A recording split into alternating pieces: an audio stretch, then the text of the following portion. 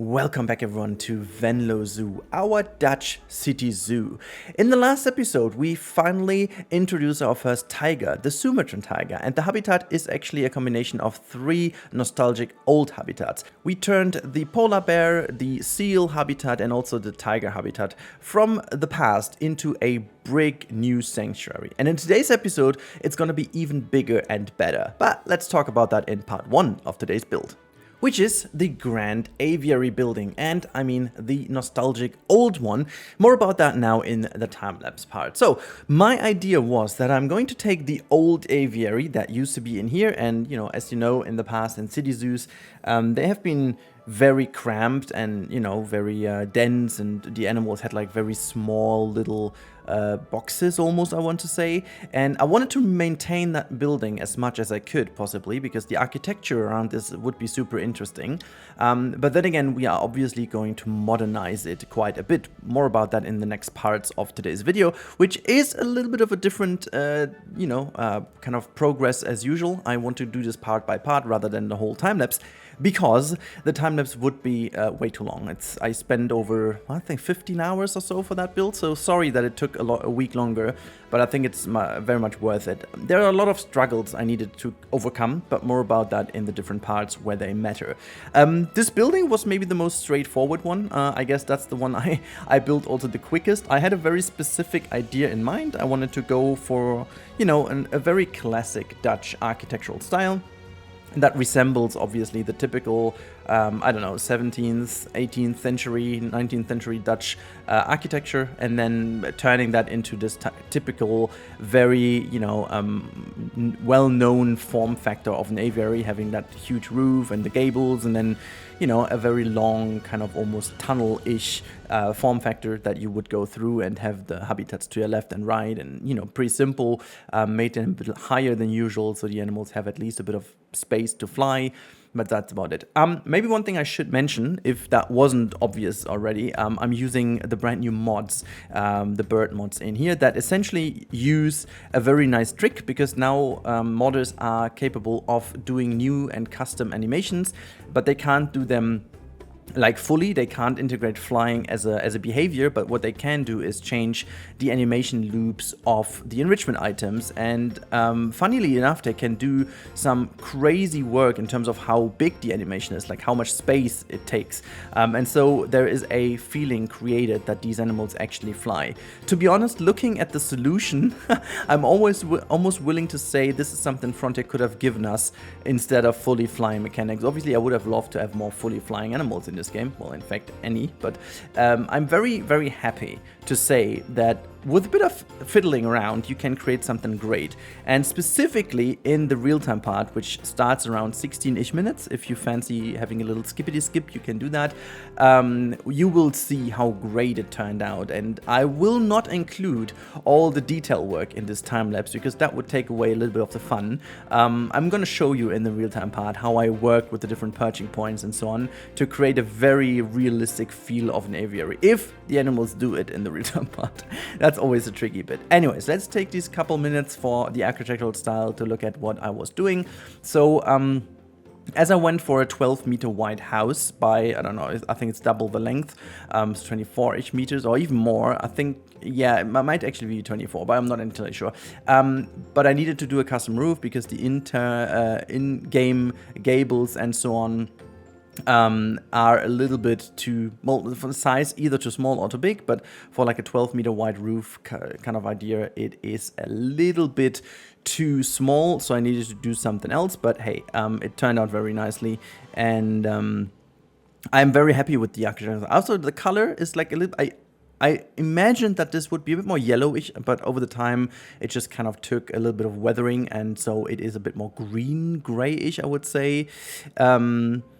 So yeah, this is the idea about this building. Also, the colors resembling, the time that has passed since the first installation. And I kind of like the idea for this city zoo that we go a bit of the mixture of nostalgic and then building new buildings and working with what we have, because as this is a city zoo, it's gonna be a bit more dense. Even though at this point I feel like it's also a good idea to maybe space out some areas and get rid of others. So basically what I think is happening with this whole zoo is that the zoo got rid of a lot of these smaller, very compact habitats that are very much not conservation oriented in any case, and also at least not even the slightest good for animals. I mean, we're talking about a zoo after all, but you know what I mean.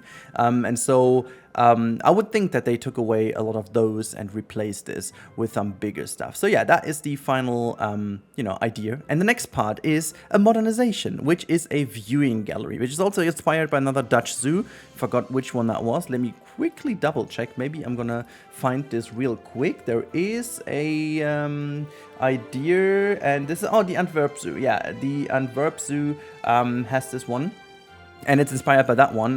They also modernized some of the birds areas, and I found this very interesting and thought this would be a cool idea to integrate. Now you can see I changed a bit of the idea, made it a bit more in a different shape, and tucked this to the side of our aviary. It's obviously going to be connected with it via the inside, and the people can actually meander through it, have a look. And at the moment I'm playing without free build and without the path mods, because I want to make this zoo accessible for everyone. I want to avoid the disaster that happened with Zoo Sicily. For those of you who don't know, most of you who tried the zoo potentially have never been able to open it, which is down to the fact that I was using a path mod that is brilliant because it allows you to do everything with the pathing without even having Planet Coaster 2, but for the cost of you have to have that mod. Most of the other mods, if not all, work with vanilla as well. So if you use free build, for example, and you manipulate your zoo, that's totally fine. Everyone else will be able to use it. They potentially won't be able to move certain things because you would need free build for it, but just to open the zoo and walk through it, that's totally fine. Which for the path mod, the specific one I used, it's not possible. And I'm also fine with not using it, but there's one little element that is vital for me, and I'm really debating with myself what I'm doing. With this mod, you can actually get rid of the curbing on a raised path, and this is the biggest issue. And I was building this terrace over here, like the viewing gallery, and yet again it had the same issue. I was almost not able to create a path that was nicely fitted into there. Anyways, next part of our build, after I was finishing the modern viewing gallery, was this little pond you can see to the down left, and which is a bit of a foreshadowing how it's gonna look later on, just so you stick with me, okay? But yeah, this little pond is something I wanted to have as a visual fixture, a point to look at, and also for the animals to get a little sip and drink, and for the guests meandering around, something nice to look at. And I wanted to have it super shallow, just something that is in the middle here with a lot of stones, and it's just nice, just something to look at, and breaking a little bit with the pure nature in here, because I wanted to keep this whole thing like a little bit of a small forest or something. That turned out to be looking super cool. But this little pond over here really, it just turned out exactly what I wanted it to be, and that is a kind of a visual break with what else is going on, and just something nice that fits in here as a design element, and also just kind of contemplates the modern viewing gallery. So it's kind of another modern touch to the otherwise very typical foresty look of this aviary inside of it. So you always have like a little bit of a change between old and modern, and I could even think that some of the foliage we'll have in here already existed previously and was maybe like another bear habitat or whatever. So speaking of, the next part of the habitat is going to be our aviary build in terms of, well, as you can imagine, the netting, which is, it's awful, I tell ya. I am beyond respectful and beyond astonished by how other people, specifically like Haribo, Caesar, and all these detail-obsessed people, how they have the patience to build these insanely clean-looking netting structures. I'm not even talking about the netting per se. I do quite like mine too, but it's actually not clean at all. And I won't. I'm gonna admit it here, okay? I spent 5 or 6 hours, like half an audiobook, just building this netting structure in the way it is already. And honestly, I would estimate I would spend another 5 hours to just clean off some of the edges. It is hilarious because we just don't have the pieces for it. We would need triangular pieces. We would need some rounder pieces. It is, guys, I can't even say how much annoyed, or how much annoyance this brings to me. Like, building a straight netting would be possible, okay? But this is boring to look at after all. I wanted to have a nice form factor that obviously creates a very visually pleasing and nice looking aviary, and also just works well together with the modern viewing gallery I brought in. But then again, making sure that all the edges and so on are nicely connected, and specifically the top part where you have these, well, not 90-degree, but like, I don't know, what is that, 40-degree angle or so merging into each other? It's almost impossible to make that clean looking because we only have these rectangular slabs. And I was trying my best to do this with overlapping and stuff, but on the other hand, I must say, going these last 3%, I would say, just didn't sell it for me. I just didn't think it would be worth the effort at this point. Like, it could look nice, and if any of you wants to step in and do that, hell, hit me up. I'm happy to send the file over. But no, like, this was really not the fun part. The fun part was actually creating these perching points. As you can see, our eagle sitting on top of here. And basically what you need to do is you need to, first of all, put down one of the enrichment items and then let the birds fly, and at some point they will perch down in mid-air, so there's an invisible point where they can sit, and then you basically put something down where they can sit on. And the last thing I did is I first of all thought about having all the bird mods in one aviary, but then I figured the toucan is kind of out of place because it's a kind of a tropical bird, and the other ones would well go into this foresty vibe. That is our European foresty vibe that would go. Even the eagle would work. Even though it's North America, but it still would kind of work nicely. But I figured this is not the best way to do it, and so at the end of the day, I decided to put the toucan in its own little tropical area, which is the first part of our wonderful entrance.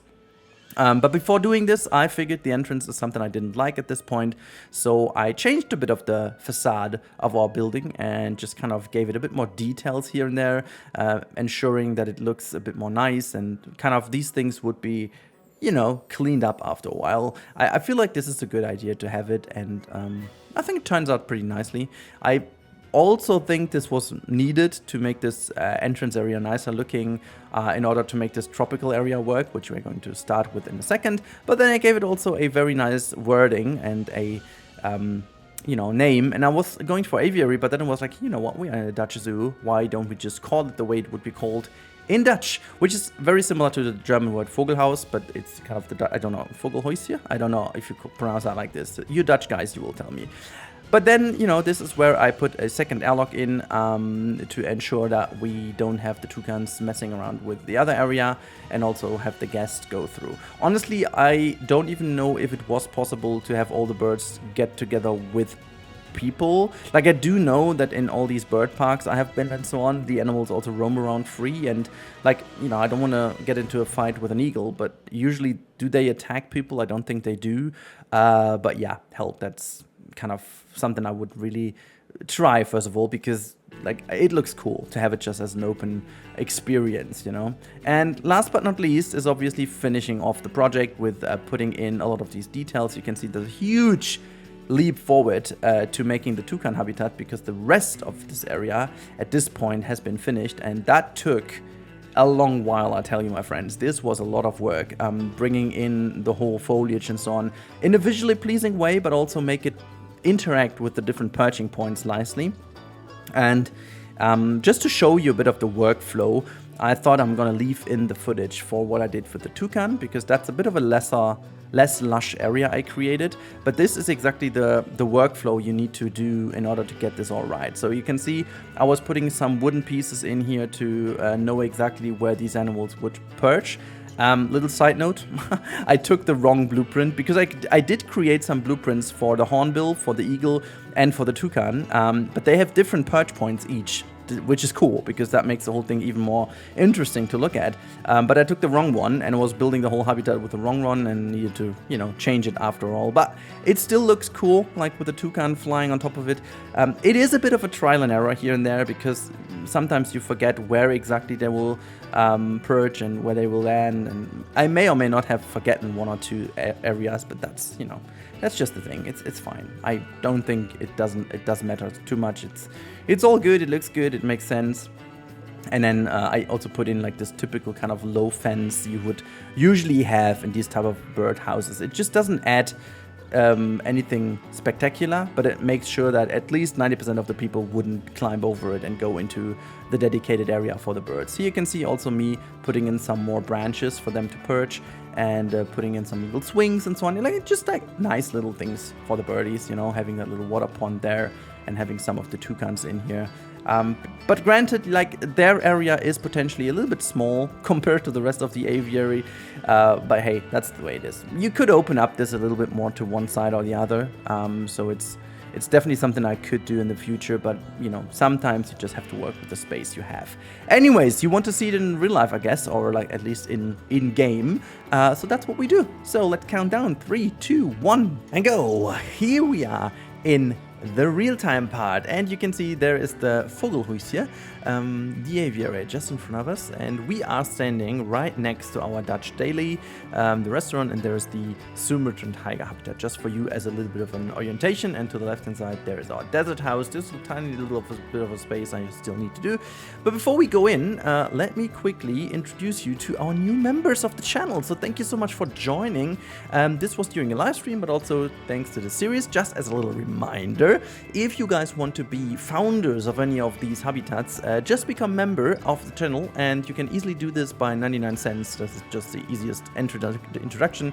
Eventually you get a sneak peek here and there in Discord, you get access to the emojis, and you obviously get your space in this project. It doesn't even matter how long you are a member, so I'm always checking whenever I do these videos who has joined since the last episode, and all of these people will become, as you can see, the donation stones or whatever. In this specific case, I decided to make these stones. So we've got Madeline Schröder, we've got Spider Francis, Samantha Thelman, we do have David LaRue, we have Lorak Mihai, I guess it is, Megan Pie, and we have Planet Leafy. If some of you are named double, I'm sorry, but now you're so many of you, which I'm super thankful to, but going through all the lists, I can't really control when they joined or rejoined, even though YouTube tells me if people have rejoined, but it doesn't tell me when exactly they joined. So you just have a second spot, I guess. Anyways, let's go in through our airlock and have a look at the toucans. There you go. Well, at this point, they're all going around. Of course they are. They don't want to show us the flying, I assume. Ah, of course. I was just hoping that some of you would be perching anywhere, but of course you're not. Let's have a look. You know, I like the fact that they can climb as well because of the base model they were using. And then they're jumping down and have these little animations. They can see an eagle out there. There's an eagle going around. They all have custom animations also when it comes to walking. So that's that. I'm very much... Oh gosh, why are you not flying for us? Can you just do this, maybe one of you? Just for the sake of seeing it, otherwise it's so boring. Also, by the way, for the sounds, obviously they can't import custom sounds as of now, so there's no bird sounds in here. I was thinking about adding some custom sounds to the game eventually, if I find any good ones, but so yeah, that's that. Yeah, it's a pity. Oh, there's one. Look at that. There's one flying up here and perching there. Look at this, and there you go, flying up to this spot. Sitting over there somewhere. Where are you? Oh, there you go. Now it's flying over there, and then just talking around, having a little look here and there. Yeah, zooming in sometimes is a bit of an issue. Then they disappear. That's still to be fixed. But I mean, just the fact that we have something flying around like this is amazing. Look at that. Just jumping across. We're just quickly waiting until it's flying back. It normally uses that route to the top part over here. Let's have a look. Ah, it's so good. I think it's based on the Wolverine. This is why you hear Wolverine sounds. But I like all these animations, the custom animations. It looks so good. Look at that. Just that dim, boing, boing, boing. And then it just quickly flies down here and then flies down all the way to the ground. Oh, look at that. Isn't that cool? Of course, it's getting repetitive after a while, but let alone the fact that we have it is just so cool. So then we go over into the newer part. There is a little bit of a peek inside of this area. There you can see all the birds. I mean, sure, for most of the parts, unfortunately, they will still be ground dwelling, which... yeah, you just can't do anything about this right now. And then you go in here. This is what I meant. There is this ugly little edge from pathway. Like with the mod, I could just easily click that, make it invisible, and all this nice and so on. It's a pity that it doesn't work. So yeah, here you have the look inside of the aviary. I mean, if you don't want to go out, it might actually be the case that you don't want to go out, and so you still can see most of the aviary from the inside, or like in winter times or whatnot. And then over here, we also have a little peek in the toucan outside area.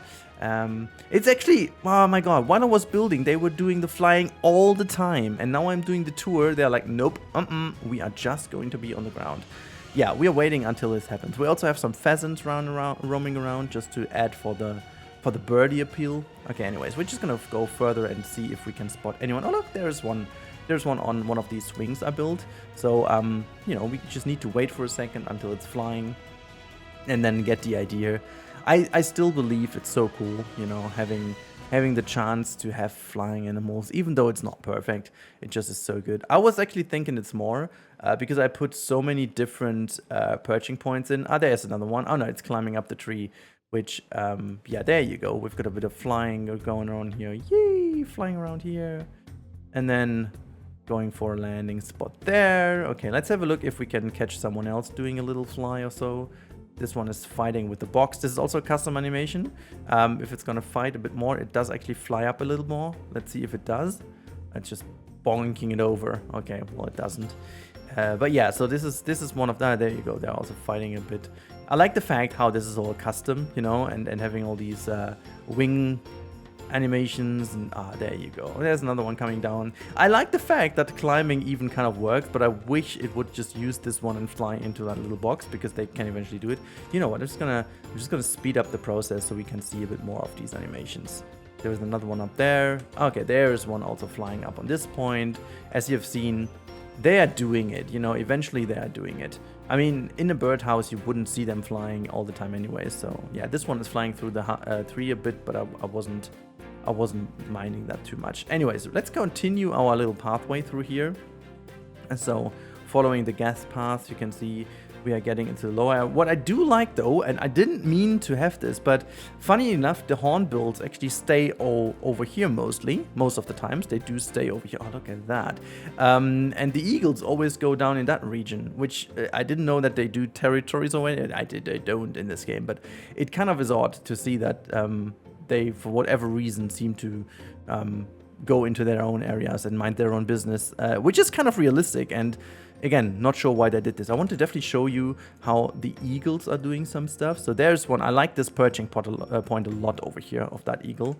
I'm going to still use the sped up version so you can see some of the animations a bit more in action. So this one is flying. I hope that someone is going to that one, because there's a flying range in here, which is the best of all of them. And I hope that they... Oh, there you go. Wait, there is one.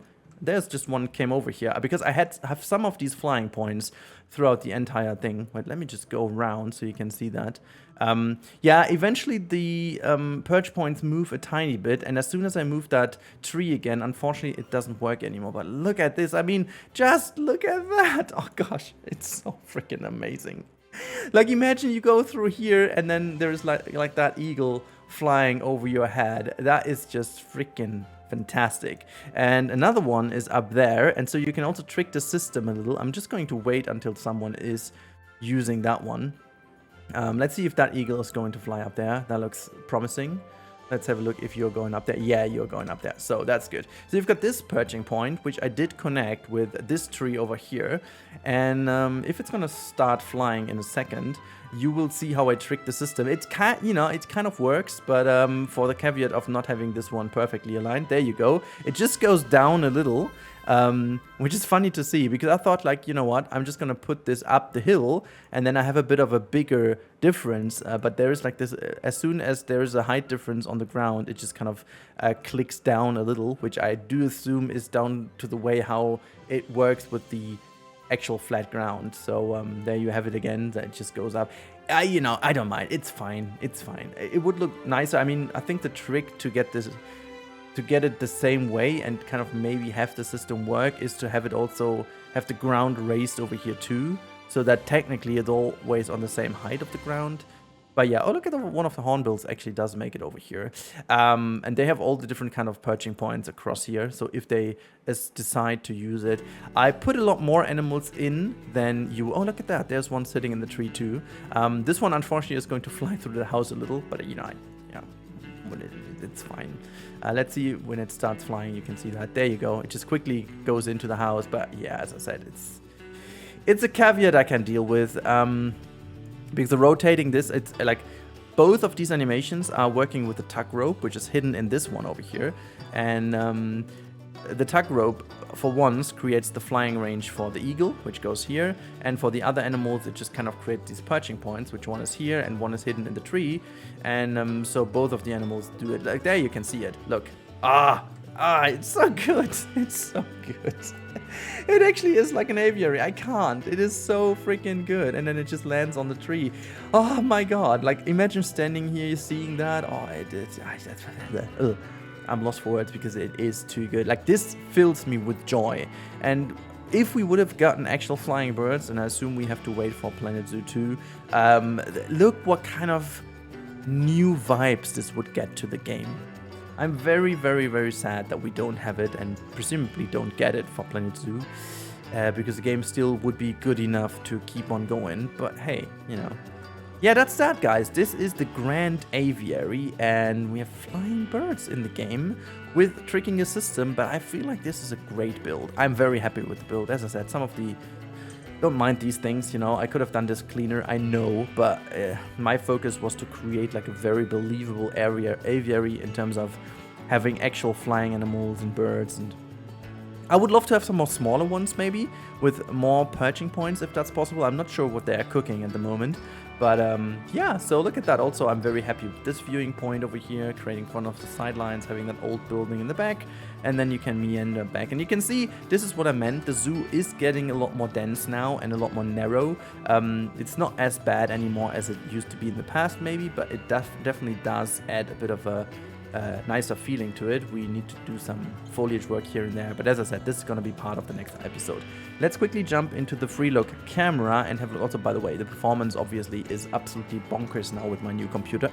This is so cool. Like, being able to have like very stable 60 FPS in here is ridiculous, because this zoo, even on my old system, was already down to like 40-ish, which is now great to not have anymore. Anyways, this is where it sits now.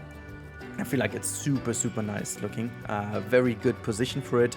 Rounding up this area very nicely and getting this denser feeling which the rest of the zoo is going to have. We talked about that, what we are doing next time, and something changed because there's another mod I want to use and test. So we're going to build further into this area next episode. People favor to have the sun bear in here. There is going to be a bit of a change, and I'm going to tell you why when we do next episode.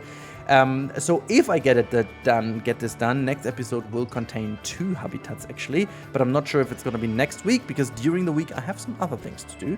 More about that soon on the channel, #soon, or soon TM, whatever you want to call that. Oh, look at that, there's one of the building pieces left over.